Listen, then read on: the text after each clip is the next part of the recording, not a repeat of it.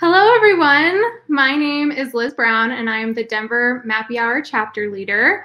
We are super excited to have everyone a part of this virtual event this evening, and we are going to later be speaking with two amazing female athletes, Hillary Allen and Kaytlyn Gerbin. So tonight is part 2 of a 4-part International Women's Day virtual series, and this month we're really focusing on highlighting some amazing women from across the country. And you're able to see all of those events on our page, mappyhour.org. Before we get started, I just wanted to briefly speak to what Mappy Hour is all about. In the past, prior to COVID, we would have in-person events, and they were really great. We brought on a ton of new speakers. And we just all got together and talked about the outdoors. And then when COVID happened, we completely transitioned over to virtual events. So we did have a little bit of a change, but we are very much looking forward to the future. And we're excited about getting back with our communities and our local members. So rest assured, this is happening. And we will be back, hopefully in person with everyone in the coming months, hopefully by late summer, fingers crossed. I wanted to give a big shout out to the North Face. They are our presenting sponsor, and today we are actually launching an Instagram giveaway with the North Face, and it's all about hiking. The North Face is very generously donating some Vective trail running shoes. And in order to participate, all you do is take a photo of yourself at your favorite local trail. You post it on Instagram and be sure to tag Mappy Hour and the North Face. You have until April 15th to do so. And then afterwards, myself and other local chapter members, we will be getting together and selecting our favorites, and those will be the winners. So for all the rules and regulations, please feel free to look at our website. We have some information there, and that'll provide you with all the details that you need. I would like to mention that we do have a chat function up and running. So if you have any questions throughout the event or any comments, please feel free to drop them right in the chat. And let's all just remember to be kind and respectful to everybody else that is a part of the chat room, just like you would be if we were at an in-person event. So now I would like to introduce Kaytlyn Gerbin. She is a professional runner for the North Face. She's won a ton of long distance races, which include the Coastal Challenge, which is a 6-day stage race, along with Pine to Palm 100 and Squamish 50-50. So with that, I will let Kaytlyn take it away. Hi, everyone. Thanks again for joining. Thanks, Liz, for the introduction. I am absolutely thrilled to get the opportunity to take a chance at interviewing my teammate and friend, Hillary Allen, who also just popped up on the stage. You guys probably know Hillary as a professional runner for the North Face, but she also does a lot of other things. She calls herself a science nerd. She's a running coach and also now an author. So we're going to talk a little bit about her new book, along with a lot of other fun things. So as Liz mentioned, International Women's Day was just a few days ago. And so kind of along with the theme of that, one of the things we really want to talk about today is the concept and theme of, celebrating and discussing strength and resiliency, especially as a female athlete. And many of you who are on this call probably know Hillary's story of her now famous accident in Tromsø, Norway. And I think she is such a great example of being, just a strong person who has clearly demonstrated a lot of resiliency in her recovery process. So yeah, we're just really excited to get the chance to talk to her a little bit about this, especially hear more about her new book. So welcome, Hillary. How are you? Well, I'm so excited to be here. Thanks so much, Kaytlyn. I know we're friends, so I'm hoping that this can be an informal conversation, but I'm really excited to share my story and to talk about resiliency and especially the concept of really what strength looks like for the female athlete, but also just in general. Yeah, no, absolutely. So I want to maybe just set the stage for people who don't know as much about your background to really kind of let people know the level athlete that you are. And like, especially like, let's go back even a few years before your accident, before everything that we're going to get into a little bit deeper later. You were competing at the top of the world stage. And we have a few photos, I think, that'll show up here in a second, kind of showing some of your successes at some of these major races. But I mean, you were like top of the league athlete, and your discipline, your specialty is sky running. So do you want to maybe explain to listeners like what sky running is, and maybe like try to put it into terms of like, for just your, average runner, like what does sky running mean? Yeah, so these pictures that you've seen, so you can see you're very high up. So this concept of sky running, it actually was kind of coined in Europe. So where you have kind of these sea level mountains, but then you can rise from the sea and reach the sky. And this style of running is more about kind of, basically taking the most direct route to the top of the mountain. There's various distances. They can range from, marathon level. They can even go for like, 10K, 20K races. But all of them involve extreme elevation gains and changes. So I actually competed in what's called the World Skyrunning Series. There's some popular skyrunning races in the US. If any of you have heard of Run the Rut or Speed Goat 50K, Flagstaff Skyrace, the Broken Arrow Skyrace. So these races are typically, the ultra distance are about 50 kilometers, and they gain about like 11,000 to sometimes 14,000 feet in the course of 30 miles. So 31 miles. And they're generally pretty technical.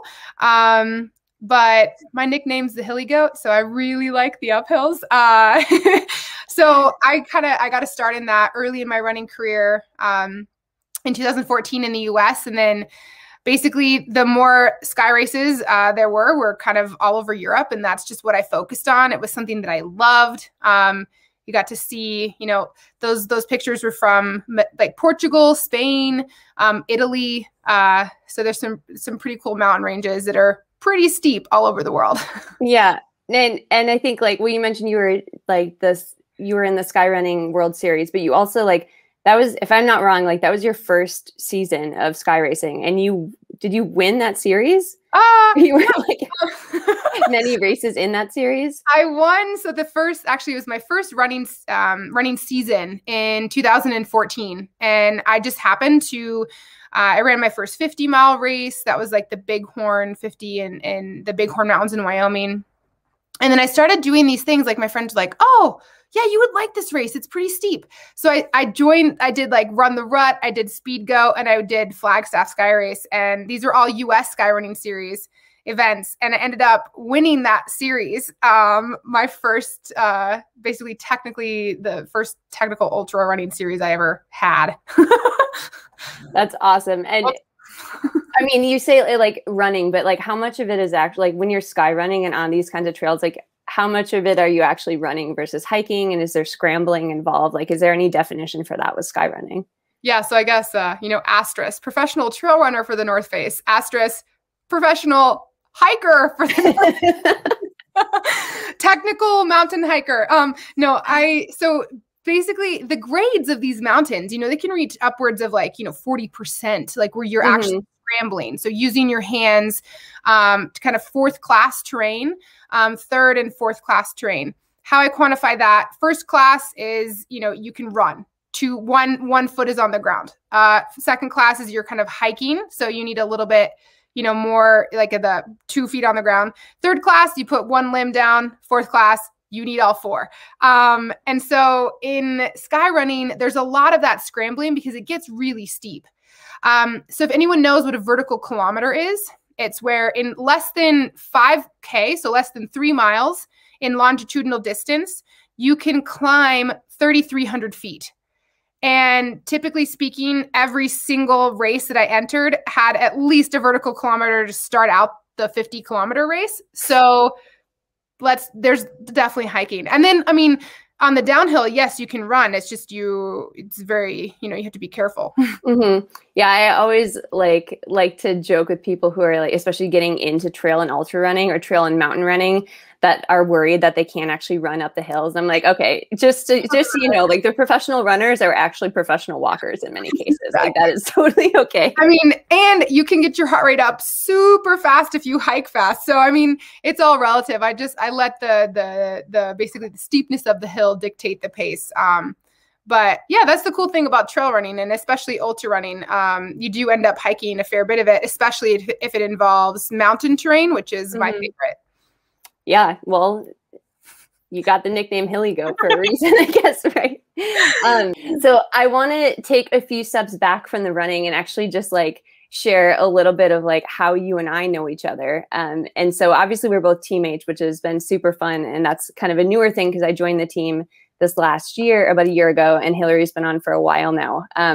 But actually, I think the first time I remember actually meeting you, Hillary, was in 2018, I ran the Trail World Championships, and that was out in Spain. And you came out, you weren't on the team, but you came out to help crew and support. And I just remember seeing you, like, I think I heard a rumor like, oh, Hillary Allen's coming. And, you know, I was getting into running at that point. I mean, I was obviously competing pretty well to be at that race, but I was still relatively new to the scene. I didn't know a lot of runners yet. I was really new to competing at that level. And so I was, like, needless to say, very intimidated by the whole thing. And to hear like Hillary Allen was coming, I was just so excited to me because I had followed your racing and your sky running for so long, and was just really inspired by that as like an example of a female who's just getting out there and crushing it. And one thing that just really stood out to me from that time is like, you just show up and you're one of those people that just like builds people up around you. Like you are so approachable, so nice and welcoming. And I just have to say, like, as someone who is feeling like intimidated in that space, seeing another person who is like ultimately my competitor just welcome me and the other women like into that space, that was just so awesome. And so I think, like, I don't know, I just like, that's a fun memory. Like, needless to say, who knew I would have been on your team now years later? And I think like that memory just speaks to the kind of character that you have and the kind of person you have. So I think it's just like, wanted to give you a shout out for that. Thank you. And I mean, in speaking it to, you know, International Women's Day, it's like, I firmly believe that, you know, we are stronger together. And that, as my coach says to me, he says, steel sharpens steel. And I look all around me and like, ladies are definitely made of steel. And so I definitely, I mean, I remember actually meeting you in 2018, like at Peñagulosa, the Trail World Championships. Then I also remember running into you at the Bear when you were crushing it and you were winning. And I was like, yeah, that's Kaytlyn Gerbin. She's a badass. It's a station where you're like doing some like NASCAR, like switching of your packs, and you're just like, okay, bye. And you're like, yeah, I was probably like laser focused. Oh yeah, that's good. Well, yes, you know, speaking of being like a woman and running, like one of the other things that we really connected about once we finally like had a chance to hang out and become friends is that we both have a science background. And there's actually kind of a really shocking amount of overlap in our stories of, you know, entering science. And there's something in your book that really struck me where you're talking about like, basically the intro to your book is about your love of science. And you mentioned that you had always basically been building your future around pursuing a scientific career. So I was just really curious, like wanting you to maybe share a little bit of background about like where you're at there, but I also really want to know like more about that switch that you made a conscious decision to essentially leave an academic pursuit of a scientific career, you know, to go all in on running. And it, like, to me, like, I know that firsthand, like that's such a scary thing to do. I think, especially as a female in sport and as a female in STEM. So yeah, do you want to just share a little bit of context around all that? Yeah. So I wish I had some throwback pictures to show you of like my extreme level of science nerd. Basically my family, they're all scientists. And so I knew from a very young age that that's something that I wanted to pursue. And science to me is just an expression of curiosity. It's a way for me to push myself intellectually. It's a way for me to kind of delve into the physical world and push the limits of kind of human intelligence. And I love science. So I have a chemistry background. I ended up getting my undergraduate in chemistry with an emphasis in organic chemistry. And then I, worked at a chemical company for a year, and then I went to graduate school. And I knew that graduate school was always my long-term goal. And I entered a PhD program to study neuroscience and physiology. And I wanted to study addiction because it was like biochemistry focused and a lot of organic chem. But, I've devoted about, 20 years of my life to science and the pursuit of science, because I think curiosity is something that I was born with, and it's something that I always just appreciate. And it's something that pushes me forward, and it keeps me learning and curious. And during grad school, I actually discovered trail running as a way to kind of help spark my creativity in a way. I played tennis in college, and I basically was time crunched as a graduate student, as you know, Kaytlyn. I mean, science, like I was working probably 70 hours a week minimum. And I needed some time for myself to kind of reignite that fire and that creative drive into my graduate studies. And that's where I found running. And the more I ran, the more creative I felt, the better of a scientist that I felt, that I was, coming up with more creative experiments and doing well in my thesis project. But there came a time where I realized that I kind of had a choice. In 2014, I kind of pieced together a racing season while still being a full-time graduate student. I had kind of been working super hard and had finished my thesis, and I still kind of had about 2 more years left of like tying up loose ends, or I could kind of take a chance on this running thing. And I was super torn, because science is something that is just in my blood. It's something that I love, and it's basically the lens at which I see the world. But I was kind of like sick of it. I wanted to take a chance, and I didn't really completely like sever the science ties. Like I said, it's something that I've always loved. But I did decide to earn my master's degree instead of my PhD, and simultaneously like taking a chance on running. But I wasn't willing to kind of like put all my eggs in one basket. So in the interim, while kind of pursuing things as trying to make it as a professional runner, I became a professor. So I was teaching college anatomy and physiology. I was teaching biology and chemistry and intro to physics. It was so at a small college here outside of Boulder, Colorado, where I live. And that provided kind of a balance where I could work during the school year and then take the summers off and still kind of race and, build up, basically, see if I could take a chance on the running. But for me, I think the important thing here is that it was a conscious choice to walk away from the career of being a PhD like scientist and, working at a university, being a university professor that runs a research lab. Like that was a dream that I had since I was 5 years old. But when in those pursuits, basically, this is a very important thing that I realized about myself, that I don't just have one interest. And there's other things that make me feel so whole and so complete. And I'm unwilling to sacrifice that to just pursue one thing. There was actually, when I was making this decision, I read this Chinese proverb that said, so it was basically comparing someone, like the growth of someone, as a little tree. And the bigger that the tree becomes, the more branches and the more leaves that they want to create. And I had a super big trunk of, science, and I was feeding that really well, but I wanted to start to branch out, and I wanted to start to experience new things. And I told myself that if I said no to the chance of, exploring this other life of being a professional runner, that I was in fact, kind of starving my own growth. And I wanted to experience life and grow a bunch more branches and create so many more experiences, which are the leaves.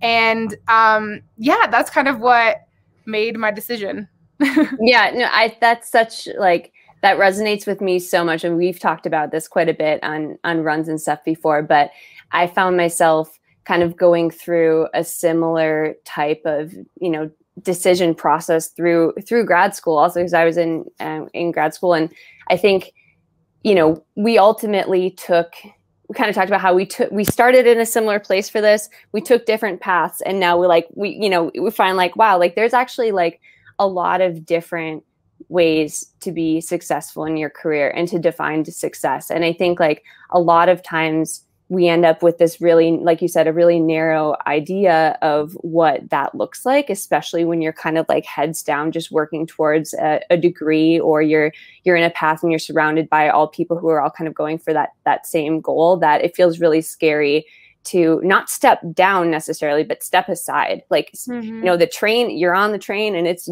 plowing forward. And like, sometimes you just need to step off the tracks and say, I'm going to take this other path and just see what happens there. So I think that's just like really, really bold and admirable. And I think it's important to remember that, like, you know, in the same way that I think it's really healthy to have a lot of other interests besides just running, as, you know, as a professional runner, the same is true for another career, like for just science. Right. And I think it's okay to branch out, and can be really helpful and impactful to do that. So. Yeah. And to say yes to new opportunities, because even if they're hard, I mean, I've maybe been forced a little bit often into like choosing new opportunities, but it's important to be able to say yes and then learn from them as a result. Yeah. So, Hillary, I want to like, as much fun as it is to talk about all this like science and running stuff. I want to talk about your injury a little bit and your recovery from this. And your book. And so I think like a beautiful video that was put together by a female filmmaker, Taylor Reese, documented your story and kind of brief recovery from this. So this is about a 5-minute video. So we're going to watch this, and that'll kind of set the stage. And sorry, Hillary, it might be painful to watch this back. I don't know. I'll try not to cry. It's okay. I'll try not to cry. Yeah. So we'll switch over to the video and then get into chatting a little bit more about it.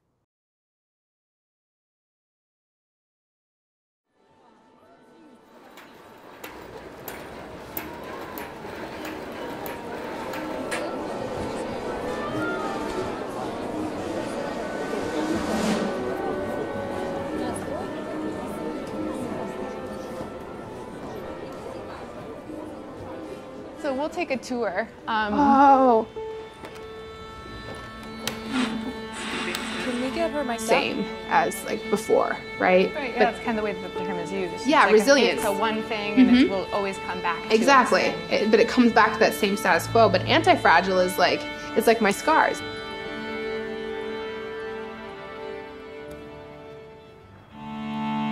My spirit, I think, is like, it was, you know, broken, but now it's back and it's not the same. But in fact, I think it's stronger because it's let those instances like rebuild and like reinforce, but create something new. Can you give us your name and just how you describe yourself? I guess the name part, Hillary Allen. How I describe myself, I think I usually describe myself as a pretty big science nerd. Science is just so cool because it just makes you curious about just the entire world. Okay, so besides, you know, running a lot, but I also teach chemistry and physiology and anatomy at a small college.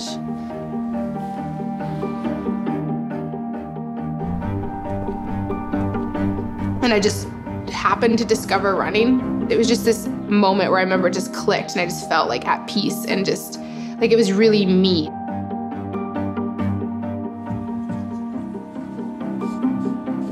Oh, you got him. Oh, you had him.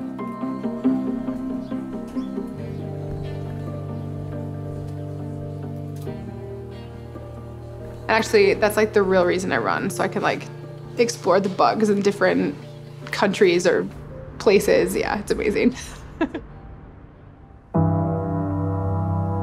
Back in August, 2017, I was at the final race of my kind of world tour, like ultra running, sky running series. And I was in Tromsø, Norway, which is super far north in Norway. It's in the Arctic Circle.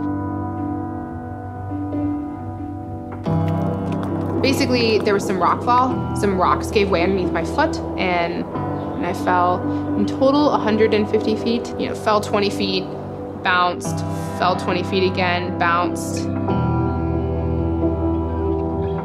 I definitely remember like accepting that I was gonna die. It was a really weird narrative in my head when I was falling. It was almost like I was watching it happen. When I finally realized that I wasn't dead and that I was in the hospital like 2 days later, and my mother actually came. Yeah, so, I mean, it was really intense. I mean, like, I had never broken a bone in my life before this moment. And I had broken 14 or 12 of them, you know, 2 of which were my back. Like, they were pretty serious injuries. But I remember the doctors telling me that I would never run again. And that was really intense to hear, like, 2 weeks after my accident. In many ways, I feel like I'm kind of starting my recovery over again, even though it's been 9 months. I just want to like curl up and die, but like I didn't. I chose actively to not do that. But that can get really exhausting.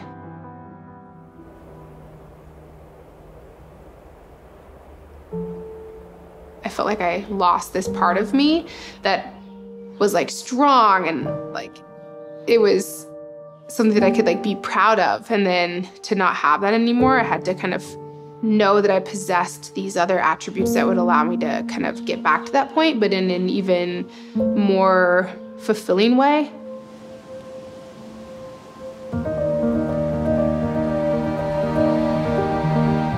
Strength is not what I thought it was. My point is it's not so one-dimensional. It's not so simple. And I think I fell victim to that too. It's like defining myself in one aspect. It's too narrow. I remember the first time I got on the trails again and I kind of was like doing jogging and like running. I was just like, oh my gosh, like this is amazing. Like this is why I love to do this. Like it doesn't matter if I'm gonna return to racing or competing. I'm afraid that I'll be defined by what happened. I think many people didn't expect me to come this far. I mean, heck, the doctors definitely didn't.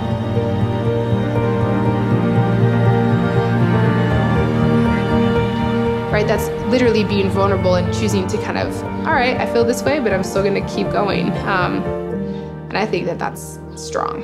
Hello. Oh, check me out. Okay, that's good.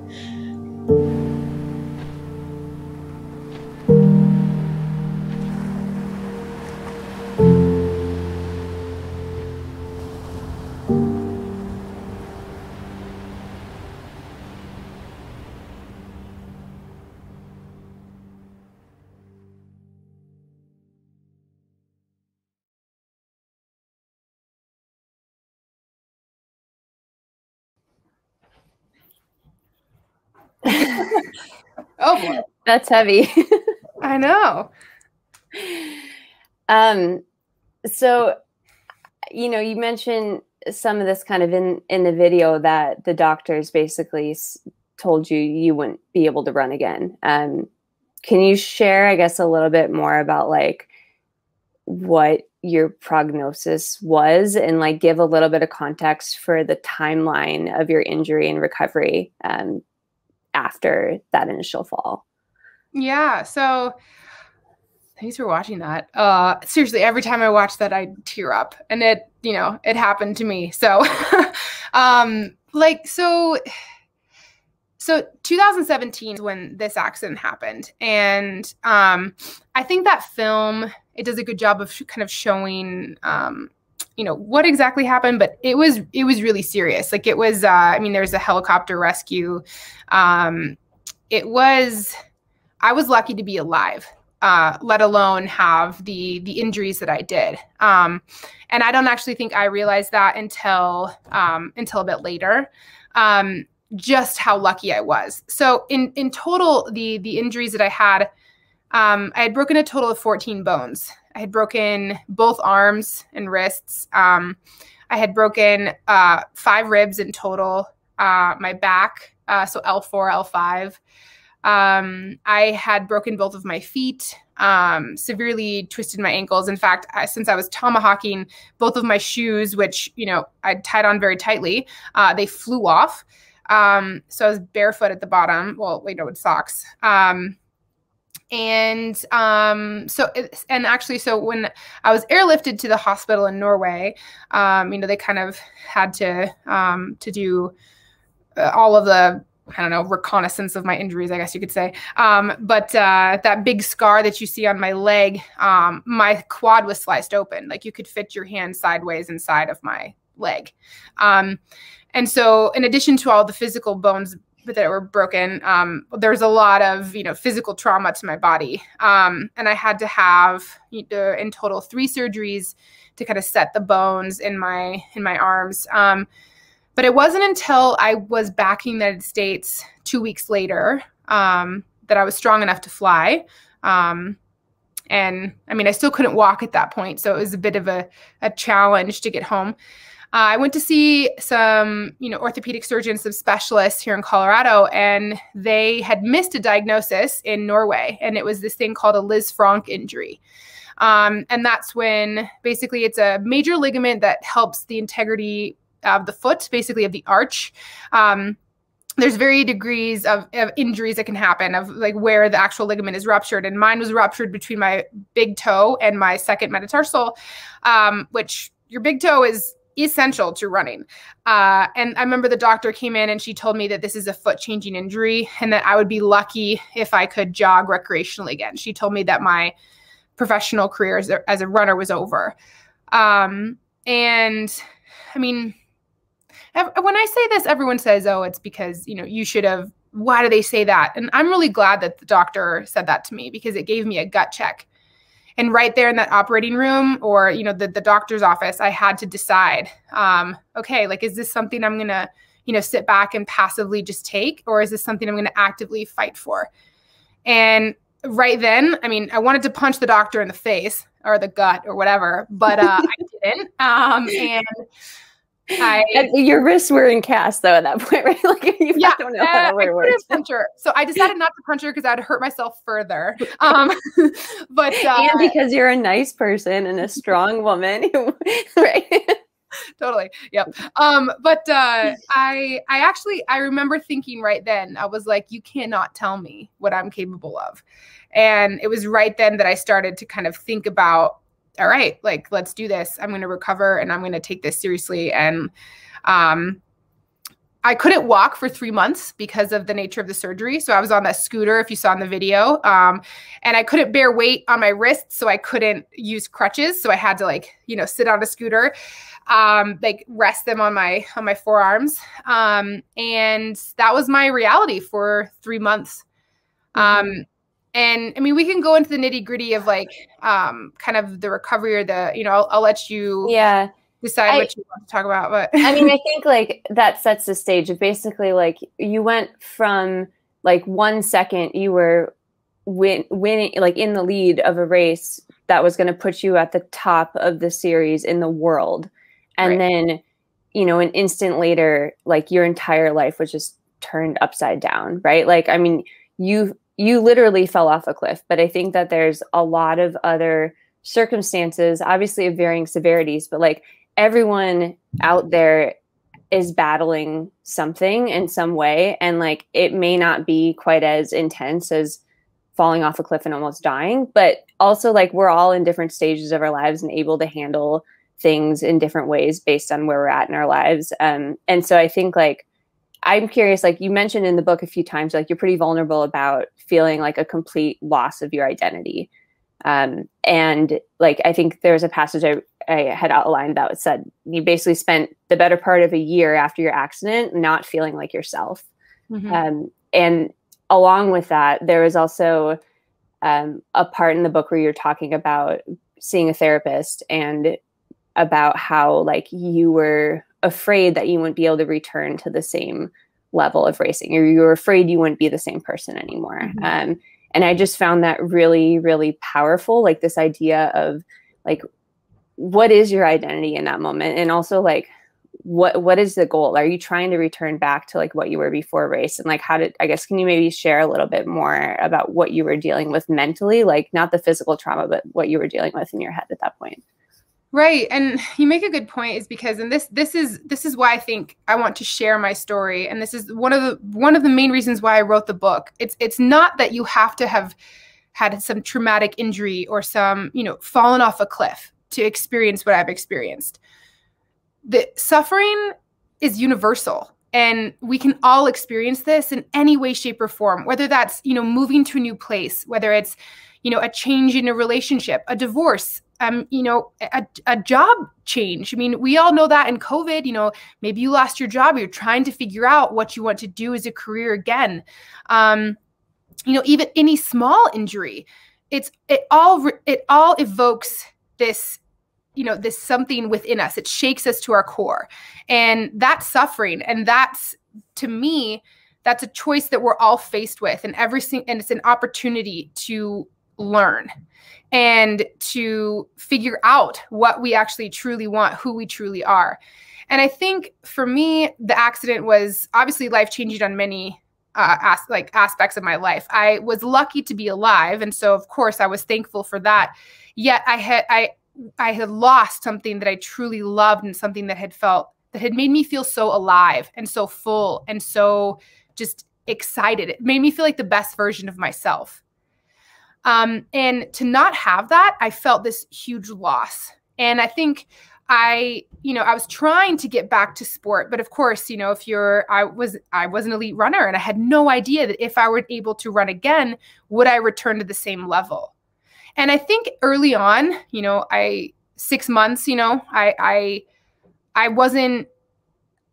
didn't know who I was, and I was still attached to this idea of Hillary Allen, the elite athlete. But somewhere along the way, I realized that what I was chasing was already gone. That the moment I fell off the cliff, I was already a different person. The moment actually I decided to fight for myself and see if I could even run again, I was a different person. And I think that's beautiful. And once I realized that, I was able to let go of this idea of chasing the old Hillary, because that no longer existed. And it's actually more interesting to be able to become something new, something completely different. At my core, I'm the same person, but it's kind of like that tree. I have so many more branches and so many more experiences, and that adds to the structure and integrity of who I am as a person. And I just needed the opportunity to learn that. And, there's no timeline on recovery or feeling kind of like this outer body experience, or that you're not like yourself. But I feel like I needed that to kind of wade through the mess and murk, and then grab onto those things that, like, I knew that was me at my core. It was almost like a stripping of sense of self, and refinding those things that ignited my fire and really fed my soul, and letting go of something, external, and these labels that supposedly that actually didn't bring me happiness. Yeah. I mean, I think it's all about changing what your perspective changed. Like, you're a different person, like you said. And like, as such, like, your goals and your ideas of success, like, that all changes. And that change, I think change is always scary, but I think like you've done a great job, like, showcasing this. I could definitely pull this out of the book, that like you're showing by example that like change actually can be a really powerful and positive thing, even if like the first, in your case, like 2 years of that looks like there's no end in sight, right? Like, I think there's this one part of the book that I was actually sharing with a friend the other day on a run, because I really liked, and I think this was from, I highly encourage everyone to go and read the book, because there's so much more detail to these things. I'm not going to do it justice, but it was about this idea of like this run that you do all the time back at home. And like, I think your therapist asked you something like, how many times have you gone on this run before? And your answer is something like, 50, 100 times, even in a year, right? Like, you've done it so many times. And the question is like, okay, how many of those runs are the same? Like, not just the same time. I don't care about your time, but what about like, how many of them felt the same? How many of them were the same weather, right? Like, And the answer is like, they're never the same. Like nothing is ever the same. Right. And that's something that you expressly, you really love about running and you love about it. But like, yet that difference and that lack of consistency was something that was scaring you in your recovery. Right. And I think like you're sharing basically like letting go of that expectation because your perspective is actually like, you know, you've locked onto this like singular idea of what strength and recovery is like. And it's actually like, maybe that's not how you really feel. Right. Absolutely. And I mean, I love that too, because I mean, it makes more sense when I think about it. See, it's like no run is the same. I mean, like I've been training for this thing. It's called Everesting, right? I'm going to go up and down this trail the same time until I reach the elevation of Everest, like 29,032 feet. And even in the course of a day, the trail changes. And, you know, like I know this, but like, you know, it's sometimes harder when you think about it for yourself. And I think the more that we're allowed to do that for ourselves, to experience new things, to let in that change, the more versatile we become. Mm-hmm. And the coolest thing through my injury and recovery story is that I had all these attributes of, you know, strength, resilience, like learning from all of these, you know, hard trials that I had. But I already had them. Like this opportunity of recovery, I was allowed to uncover them. Mm-hmm. And so the idea of me writing this book, it's to show everyone that no matter what you're going through, is that allow yourself the opportunity to endure something hard because you too have that strength inside of you to find out, you know, what you really want to do and, you know, learn from it and become stronger, become a new person. Mm-hmm. Yeah. So that's actually a great segue to like talking about your book, which I have right here. And Hillary, actually real quick, when does this book come out and where can people find it? Yeah, so it comes out on April 6th, so super soon. And you can go to my website, hillaryallen.com, and all the information is there. Or, you know, check it out on Amazon. You can pre-order it there as well. So what made you like decide, like at what point did you decide you wanted to write a book about this? And also like how I'm just like so impressed with like how vulnerable you are in the book. Cause like, this is like this insight to like a really traumatic time, which is like pretty dark. Right. And I think it's just like so helpful for me as a reader to like see really not just like, you know, the timeline of your recovery, but actually like what's going through your head and like what your journal entries were on some of those days. Right. So like, did you know you were going to write a book? Like you're an author now. I know, crazy. So no, I did not know that I was going to write a book, but so I speak very openly about, you know, seeing a therapist. Even now, I mean, I see a sports psychologist. I think your mental health is synonymous with physical health. And for me, my mental health is tied to being able to express my emotions. I'm a very genuine person. So I'm genuine. What you see is what you get with me. So that means, you know, I haven't always been this way, but, you know, if I'm happy or sad or angry, I need to express those emotions. And to me, writing was a sacred space where I could just journal, write how I felt. And, you know, it was without judgment. I could be ugly. I could be happy. I could just be raw. I could be me. And sometimes it was just so helpful for me to be able to, I would start every day during my recovery, like checking in with myself and writing down how I felt. Sometimes I've gone back and read some of those entries and it was dark. But it was important because I needed to express this grief that I was experiencing, that I wasn't just thankful for being alive, that I was angry as hell. And that some days I had wished the accident would have killed me. And that's really hard to tell to someone. But I needed that honesty and I needed that space. And so and I told myself early on, I mean, throughout, you know, my social media presence, I was super honest and open with my recovery because I was sick of the narrative of an athlete getting injured, disappearing, and then all of a sudden showing up when they're recovered and better and winning a race again. I knew that wasn't going to be helpful for me. So I told myself that I needed to be honest with myself. And that was like a way where I could actively, you know, be honest. And ironically, I had pitched the book idea to the publishing company at the Bear in 2018 when I met you, Kaytlyn. Oh, no way. Yeah. And yeah, it was something that I wanted to do. It was important for me to be able to write the book and to be vulnerable because I think I want to challenge what this idea of strength. Strength is not stoicism. It's not shoving your emotions down and putting on a happy face when you feel like hell inside.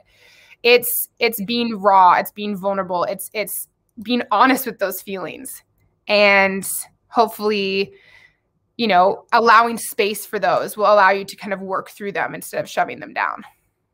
Yeah, no, I really enjoyed reading the book. And like I said, I hope that others are inspired by this conversation and just by following you along to go and give it a whirl. And you're talking so much about like strength and resiliency and stuff. And I think like, you know, as you mentioned in the book, like with you and with everyone else or with other people we've talked about too, like when people go through a traumatic event, like you adapt from that experience and you come out a changed person, right? So like you write about this quite a bit in the book of like not returning to a new normal because it's a new normal, right? You're not trying to return to what happened, you know, before. And I think that there are a lot of ways, like I personally can relate to that. I haven't fallen off a cliff, but in other ways, like, you know, life stressors and stuff happen and you find yourself needing to adapt. So I think that's really powerful. And one of my favorite sections of the book actually is where you're talking about, there's a whole chapter on your return to Tromsø. So you go back to the race where you fell. And really, I think like, I just want to hear you say just a little bit about the significance of that and like how that helped you basically like pivot into then like return to racing, and like tell us a little bit about like where you're at now. I mean, you've made like an incredible recovery, right? So can you share a little bit just about some of that? Yeah. So basically, I mean, the injury story doesn't end with my accident. So you have to maybe read the book to find out more about it. But so I had spoiler, I had another injury between the accident and going back to Tromsø. But I had wanted to return to Tromsø, but I never like really felt ready. It just felt too scary. But finally, after I had this, other injury and I came back and I won this race in Cortina, one of my favorite trail races. I crossed the finish line and I said to myself, all right, I need to go back to Tromsø. I need this to be like, I need to close the loop. And I called up Manu. He's the guy who saved me, who kind of was the first on the scene. I told him, I was like, look, I want to do this race again. Can you help me? Can we do it together? And so I went up to Tromsø, and this is actually the first time, this is 2 years after the accident, that I actually got to go back, experience the place, and talk with Manu about that day, because I had never talked to him about it before in detail. And that's when I realized how bad it was. When he described, that he scrambled down to me and he thought he was doing a body rescue. He didn't even check for vitals when he was moving my body from the cliff. It wasn't until he got close enough to feel my heart beating and my chest rising that the recovery, the rescue operation began. And so being in that place again was... Emotionally, it was pretty tough. In fact, I didn't think that I wanted to do the race. But it was one of the most liberating things to be able to go back and do it with someone who, saved my life that day. And it taught me that, and I wasn't the same. I mean, I cried for a lot of it, but my body definitely changed. I was scared. I definitely have a lot still of, mental trauma to work through. Sometimes when I'm on technical ridges, I still get scared of heights, or I feel that kind of that rush of adrenaline, but I still try to allow myself the space and time to work through it, while still doing something that I love. But it was after that race that I was actually able to have the courage to do some of the longest races that I've ever done in my entire ultra running career. Notably TDS. It's Tour de Duc de Savoie, a race in the UTMB series of races. It was 145 kilometers, and I decided to, give it a shot. And and you crushed it. You got second place, right?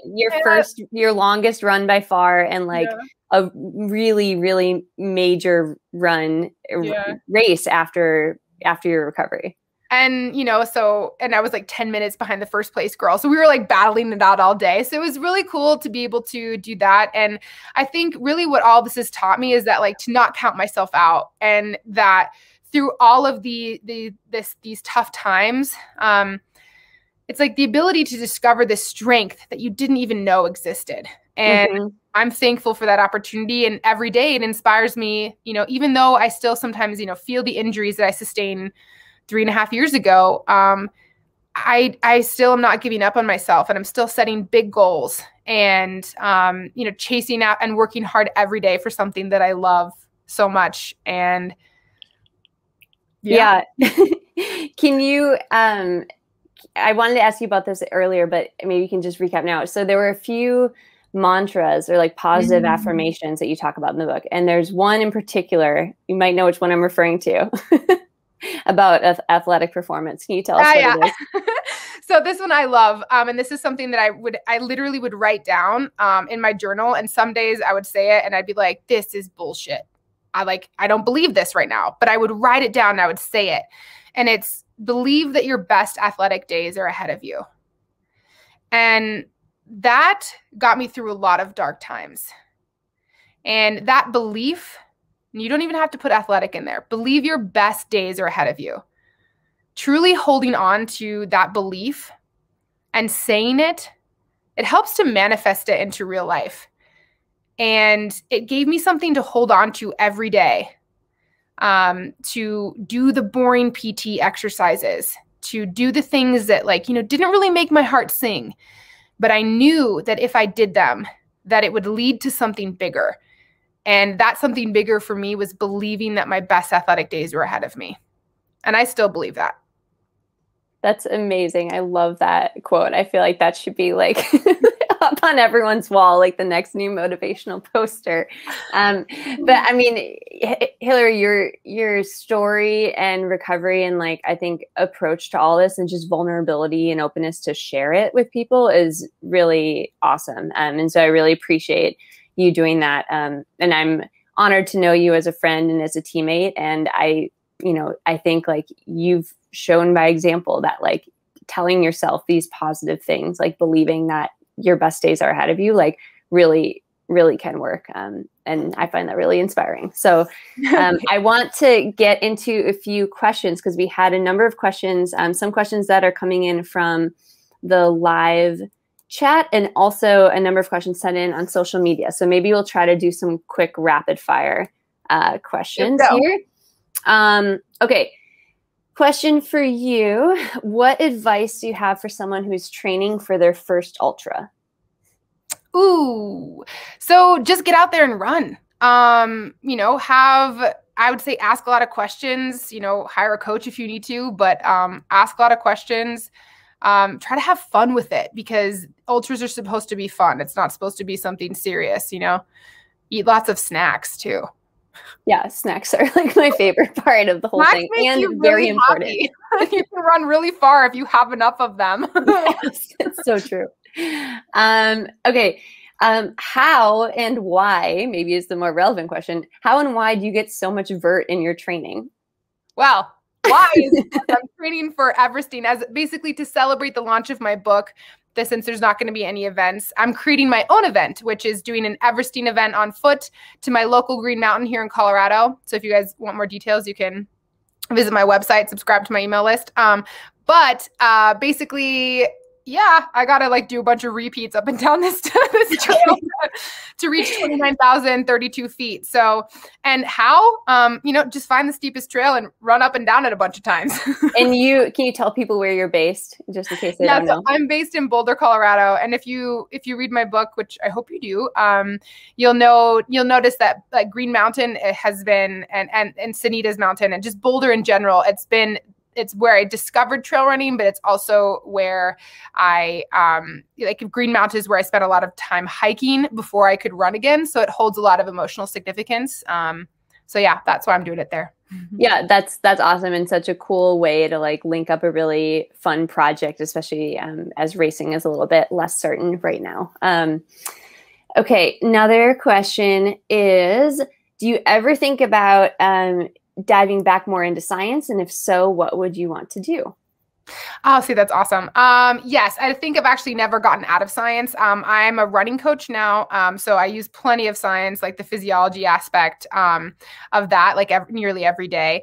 But yeah, I mean, as a professional runner now, I don't count myself, out of, kind of any endeavor. So I've always thought of like, maybe I'll go back to school and get my PhD in clinical psychology, because I think the accident has set me up pretty well for the kind of personal, I don't know, the psychology aspect of things. So I'll add my own question on there.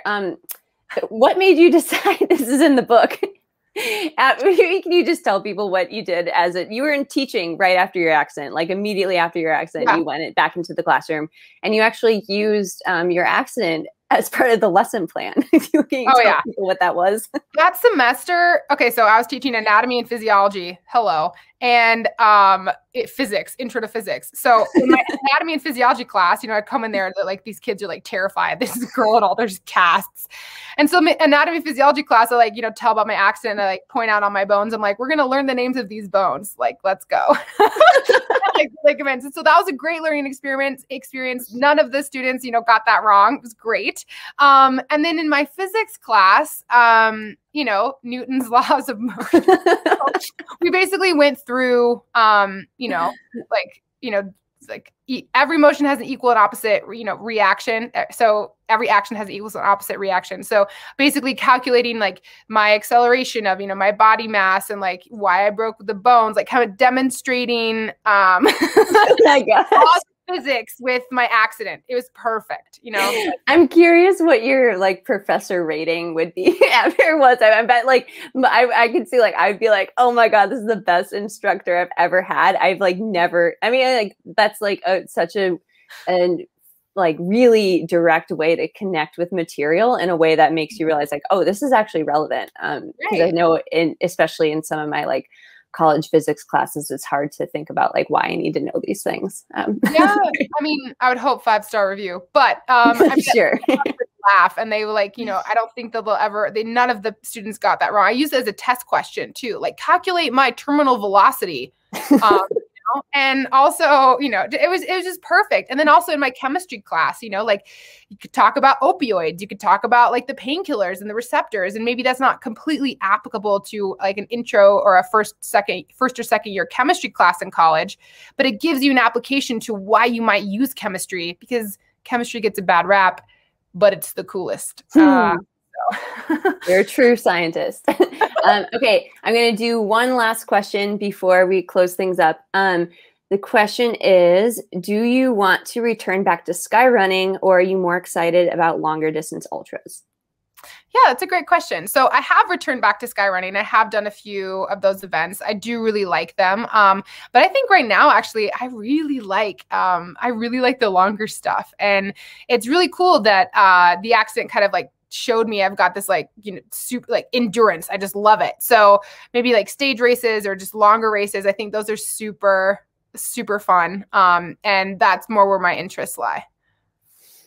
Awesome. Okay, well, this was super fun. And we're going to have Liz jump back on, or I think Liz or Sarah's jumping back on to do some closing comments here. But yeah, Hillary, again, that was so fun. Thanks for sharing about your book and recovery. And I hope that people reach out to you. So can you maybe just real quick plug like where people can follow up with you if they have additional questions or want to know more about the book release and stuff? Yeah, so I mean, I'm super accessible. You can follow me on Instagram. It's hillygoat_climbs, and or my website is hillaryallen.com. There's a kind of a contact me little tab there, and I can answer all of your questions there. But yeah, it's been such a pleasure. I'm really happy to celebrate International Women's Day and with you, Kaytlyn, and being interviewed by another strong woman, I should say. And I'm okay being called the lady. But just to reemphasize the fact that, you don't know what strength looks like until you actually, you're in the thick of it. And strength can be those, vulnerable moments where no one is looking and you continue to work towards something that you love.